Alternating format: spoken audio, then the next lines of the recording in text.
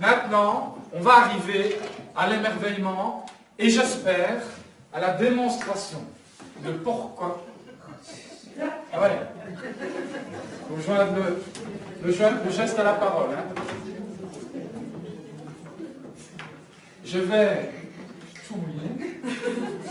Je vais, mesdames, messieurs, essayer de vous emmener en voyage avec moi. On va parler de l'eau, on va parler de toute une série de choses qui, j'espère, auront le même impact sur vous que sur moi. D'accord ? Il se fait que, comme je suis fasciné par les étoiles, c'est un de mes sujets d'études favoris. J'ai jamais appris ça à l'école, mais je suis archi documenté. Alors c'est pas compliqué, quasiment chaque soir, je m'endors en ayant regardé un documentaire d'astronomie. Donc tout ce que je vais vous révéler là est réel. C'est fascinant, mais c'est réel. D'où vient l'eau? Je peux avoir un verre d'eau? D'où vient l'eau? Ce liquide tellement banal. Pardon? Il y a de là au-dessus. Mais d'où exactement? Merci. Merci. Alors, effectivement, on parle du cycle de l'eau. Hein. On dit, ben oui, l'eau, il pleut, elle est absorbée par les sols, elle est filtrée, elle va dans les rivières font des sources, ceci, cela, ça retourne à la mer s'évapore. Hein. C'est le cycle de l'eau. Oui, d'accord. Et avant, elle venait d'où l'eau? Avant la Terre?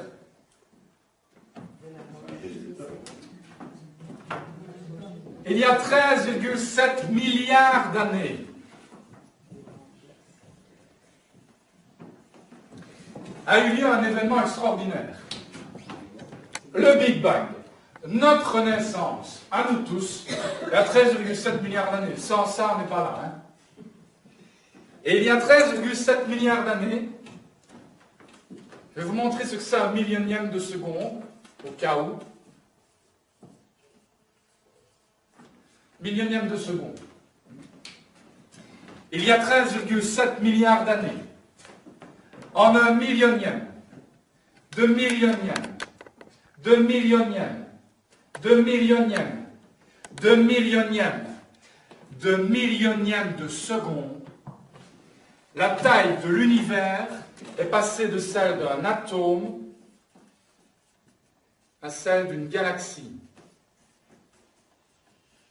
Une galaxie faisant 100 années-lumière, en règle générale. Qu'est-ce que ça signifie, une année-lumière? C'est la distance parcourue par la lumière sur une année. La lumière est, à l'heure actuelle, ce qui a la plus haute vitesse dans l'univers. 300 000 km par seconde.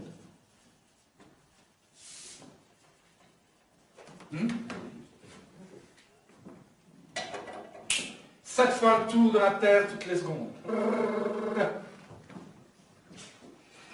Lorsque nous sommes dehors et que nous bronzons, nous faisons bronzette, les rayons de soleil qui touchent notre visage ont quitté le soleil il y a 7 minutes. Et les photons, si ça se trouve, ça faisait des milliards d'années qu'ils étaient prisonniers dans le soleil, avant d'arriver sur notre peau. Mais revenons-en au Big Bang. À ce moment-là, 100%, après quelques années, mais 100% de l'hydrogène et de l'hélium de l'univers sont constitués. 100%. L'hydrogène et l'hélium forment de grands nuages qui se condensent à gauche et à droite. Condenser, ce n'est pas le bon mot, mais s'agglutinent grâce à la force de gravité. Vous savez que les corps attirent les corps. Ce n'est pas à votre femme ou à votre mari qu'il faudra l'expliquer. Les corps s'attirent, d'accord? Et donc, des nuages d'hydrogène et d'hélium se forment. Et à un moment donné, s'effondrent sous leur poids. Ils s'effondrent sous leur propre poids. Et créent les premières étoiles. Et le carburant des étoiles, c'est l'hélium. Et au cœur des étoiles, la température et les forces sont tellement importantes que l'hélium et l'hydrogène commencent à constituer de nouveaux éléments. du tableau périodique. Quelqu'un a déjà entendu parler du tableau périodique de Mendeleïev? Tous les éléments chimiques. Hein? Eh bien, au cœur des étoiles, dans une étoile, je vais le mettre en anglais parce que j'y pense en anglais, dans une star, dans une étoile, une star c'est une usine, c'est une forge. Et cette forge, elle va constituer les 26 premiers éléments, c'est-à-dire jusqu'au fer. En faisant se choquer comme ça les atomes d'hydrogène et d'autres ensemble, ils produisent du fer. Or, il y a des éléments plus lourds dans la nature. L'uranium, qui est très connu, qui est un élément très lourd. Comment est-ce que ces éléments-là sont arrivés? Ben, c'est simple. Vous avez déjà entendu parler de supernova, d'hypernova?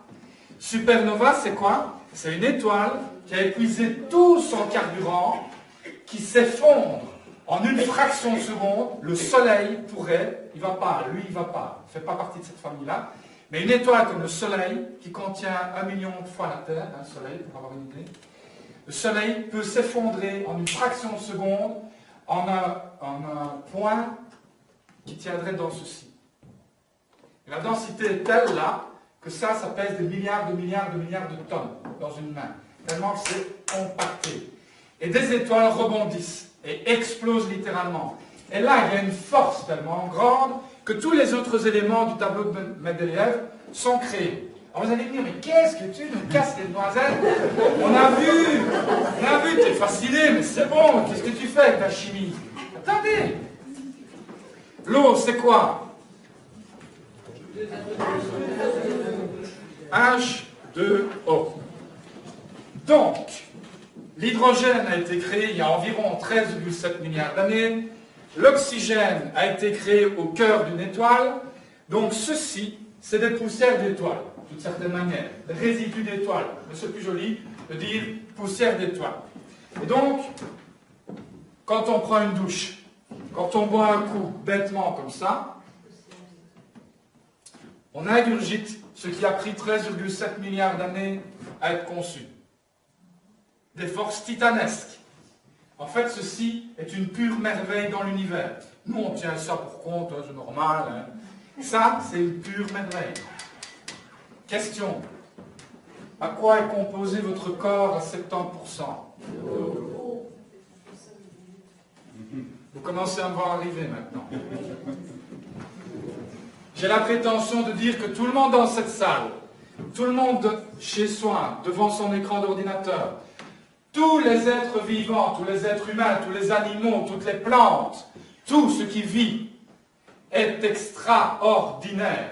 Nous sommes d'une rareté inimaginable pour notre cerveau. Inimaginable. C'est pas compliqué. Quand on met toute la matière, tout ce qui est tangible, voilà, on met tout ça, un mur, une feuille, une planète, un soleil, des systèmes solaires, des galaxies, quand on compte tout ça, c'est moins de 1% de l'univers. Ce qui est rare est précieux, vous savez. Nous sommes donc tous précieux. Alors vous allez me dire, ça me fait une belle jambe, je vais chanter sous ma douche en me disant, ah voilà, je suis en train de prendre une douche merveilleuse, l'eau coule, il y a tous ces gens qui ont travaillé, titi-tata. Ça peut vous sembler naïf, ça peut vous sembler exagéré, mais je voudrais vraiment que chacun d'entre vous puisse ressentir ça, cette gratitude, ce bien-être, cette bienveillance que vous pourriez éprouver vis-à-vis de tout cela. Et alors, on va en venir à vous en particulier.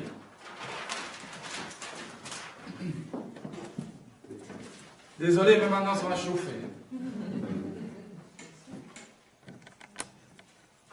Chez vous aussi, faites attention maintenant. Alors, qu'est-ce que ceci? Le Big Bang? Une graine. Pas n'importe quelle graine. On va y revenir dans un instant. Il y a quelques années, 38 ans pour moi, un nombre d'années variable pour vous, papa et maman ont fait N'Golo, N'Golo. Papa et maman ont décidé de faire l'amour. Papa et maman ont décidé de faire un enfant. Et donc, un moment, c'est tellement bon, c'est tellement bien, oh, chou qu'on est bien, que papa n'y tient plus. Elle a un patch. J'essaie de le dire le moins grave que je peux. Patch.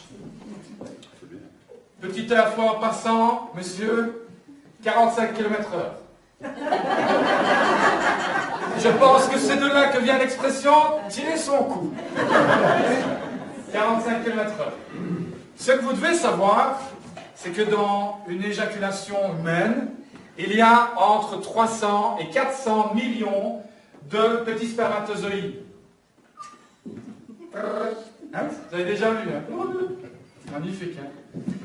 3 à 400 millions de petits spermatozoïdes qui ont une course. Et ils doivent faire un truc, ok? Et ils arrivent dans l'intimité de maman. Alors, l'intimité de maman, aux yeux d'un homme normalement constitué, c'est le paradis, mais pour un minuscule, microscopique, spermatozoïde, le Vietnam à côté, c'est un peu une promenade de santé. Mesdames, tout ce que je vais vous dire est vrai. Vous n'avez pas besoin d'aller vérifier. Hein? Il va se passer plusieurs choses. La nature est ainsi faite qu'il y a une sélection. Vous avez déjà entendu parler de Darwin. Okay? Il y a une sélection naturelle qui se fait. Les plus faibles vont rester sur le carreau. Oui, mais voilà, comment est-ce que l'intimité de maman peut déterminer qui sont les plus forts, qui sont les plus faibles, hein? Bon, ben c'est simple. La nature a mis des mécanismes en vous.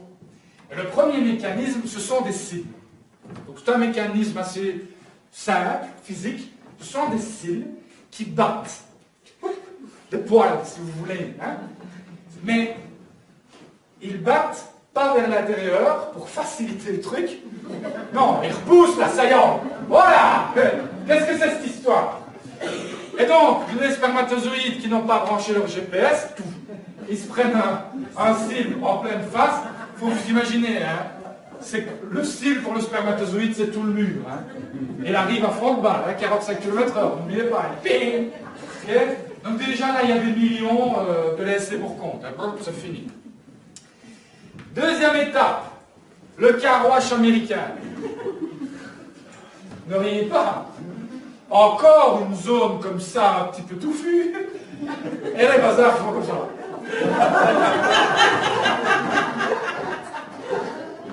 Ah ouais, sérieusement. Mais avant ça, t'as les sprays. C'est ton pare-brise. Sauf que là, ils sont acides. C'est en fait une sorte de gel que les femmes produisent naturellement pour capter les spermatozoïdes qui auraient des malformations génétiques, qui ne seraient pas suffisamment forts, qui seraient ceci, cela. Okay? Et voilà, rince ça dans tes dents, et après on en discute. Et là, il y a encore des morts. Et puis il y a le carouage, encore une fois. Et puis enfin, l'horizon se dégage. Alléluia! Ils arrivent dans une sorte de cathédrale immense. Un truc, tu n'as jamais vu ça. Tu t'en rappelles pas, mais... T'as jamais vu ça. Un truc immense et noir. Fort, fort noir. Pas du tout éclairé. Et on ne sait pas comment, mais ils arrivent. Hein, ils trouvent leur chemin. Et à un moment donné, ils arrivent à un carrefour en Y. Il n'y a pas de panneau. La nature n'est pas bien faite. Et donc, c'est au petit bonheur la chance sur ce coup-là. Il y a une moitié des spermatozoïdes qui va à gauche, une moitié qui va à droite. Alors, dans la plupart des cas, d'un côté, il n'y a rien. Hein. Donc, je ne sais pas, ils vont lire Télépro, ils vont chanter à leur danse, je ne sais pas, ils vont faire une dernière presta, j'en sais rien, mais ils ne vont pas revenir, ils ne vont pas refaire le chemin inverse. Et puis, tu as ceux qui arrivent du bon côté. Et ceux qui arrivent du bon côté, à un moment donné, ils arrivent devant Big Mama. Encore une fois, à l'échelle d'un spermatozoïde, l'ovule, qui est créé par les mamans, l'ovule, à la taille d'un immeuble de plusieurs dizaines d'étages, et fort malheureusement, encore une fois, c'est vraiment pas bien fait, il n'y a pas de porte, il n'y a pas de fenêtre, il n'y a pas de mode d'emploi, il n'y a rien. Et donc les petits gaillards, à la force de leur flagelle, bravo, c'est très très bien, à la force de leur flagelle, ils donnent des coups de boule. Ils essayent de rentrer. Et contrairement à ce qu'on a longtemps cru également chez les médecins, ce n'est pas le premier qui arrive. Ce n'est pas une question de vitesse. C'est une question, écoutez bien, de code génétique complémentaire parce que différents. La différence est avantagée par la nature. C'est pour ça que je n'aime pas qu'on me parle de racisme et de xénophobie. Parce qu'au tout début du début, la différence est un grand avantage. Bref, le spermatozoïde qui a le code génétique le plus complémentaire d'après la maman entre, féconde l'ovule et la magie opère un truc incroyable. 9 mois plus tard, ouais, bienvenue chez nous. Tout ça pour vous dire, mine de rien, un truc banal, un truc normal. La distance qu'a parcouru le spermatozoïde fécondant entre l'entrée et la fécondation est équivalent à la distance Terre-Lune.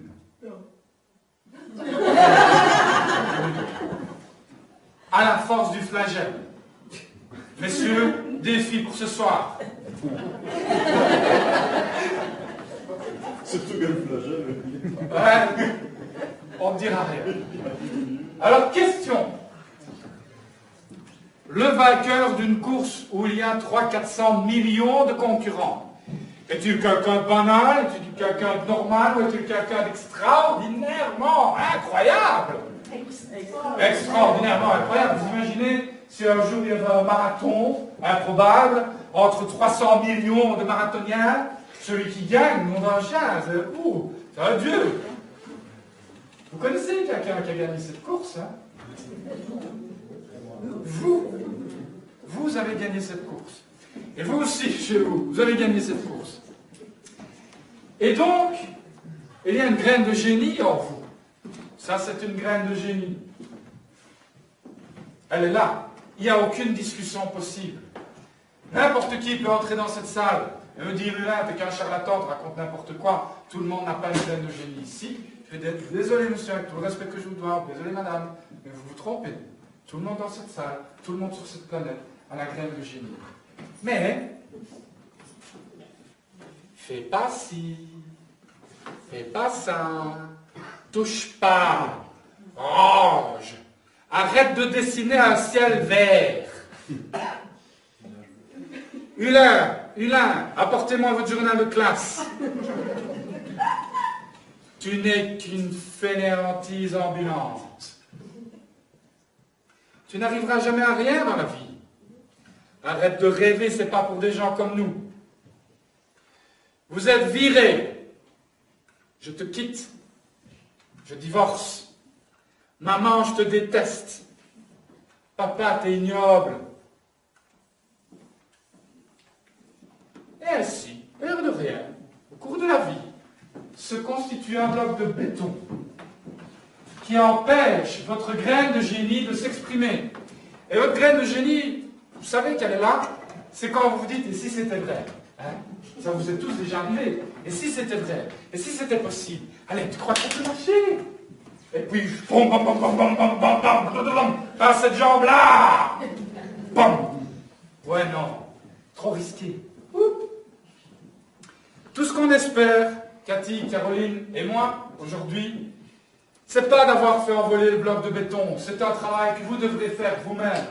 Et même quand vous l'aurez fait en grande partie, il continuera de vous peser. Parce que nous sommes programmés comme ça. Nous, les gens normaux, nous, les gens dans la moyenne, c'est dans nos gènes d'avoir ça toute notre vie. On va devoir combattre ça toute notre vie. Donc je n'ai pas la prétention, Cathy et Caroline non plus, n'ont pas la prétention de faire envoler le bloc de béton. Tout ce qu'on veut, c'est quelques fissures. Une petite fissure ou l'autre. Le genre de truc que quand tu sors d'ici, tu dis... On va quand même un peu casser les noisettes avec ces étoiles, ces hydrogènes et tout ça, mais ça précise. J'ai quand même envie de tenter un truc là. Et si, bon sang, et si moi aussi. Eh bien, si vous sortez en vous posant cette question-là, vous nous rendez hommage. On a réussi. Et là, ce que je vous suggère de faire, c'est de vous nourrir comme une vraie graine. avec les éléments, la pluie, les mauvais moments. Dans chaque mauvais moment, dans chaque mauvaise nouvelle, dans chaque défi, dans chaque difficulté, se trouve une graine pour améliorer les choses, une opportunité de faire mieux. Alors, abreuvez-vous de ça. Ne fuyez pas les problèmes. Tout le monde a des problèmes. Affrontez-les. Et faites ça intelligemment. Couplez vos décisions avec du soleil. C'est quoi le soleil? C'est la littérature dans le monde du développement personnel. C'est les formations comme celle-ci. C'est dans le monde du MLM. Vous n'allez pas en revenir. Laissez agir et à un moment donné, la magie va opérer. Et ce qui va se passer, c'est que vos racines vont commencer à se développer. Au début, ça ne ressemble pas à grand-chose, mais petit à petit, le tissu se constitue. Et tout d'un coup, la plante pousse. Et fait une fleur tellement belle que si on vous l'avait dit, vous ne l'auriez jamais cru. Et vous serez là, en train de vous dire, mais qu'est-ce que j'ai attendu? Pourquoi j'ai attendu aussi longtemps? Parce que notre objectif à nous, trois, et à beaucoup de gens dans le monde, c'est que vous puissiez enfin vous exprimer à votre plein potentiel. Et vous savez pourquoi on tient à ça? Parce que lorsque vous serez une fleur, vous allez semer des graines, que votre famille va s'en ressentir positivement, que vos amis vont visualiser des améliorations. Vos enfants, c'est le plus bel héritage qu'on peut laisser aux enfants. C'est leur dire, tu peux réaliser tes rêves. C'est leur dire, je vais t'aider. C'est leur dire, j'ai traversé ça. Et je vais venir avec toi un morceau de chemin. Le reste, tu vas le faire tout seul. Tu as passé l'âge des pampers, c'est du talc sur ton cucu. Il va falloir que tu grandisses, toi, maintenant.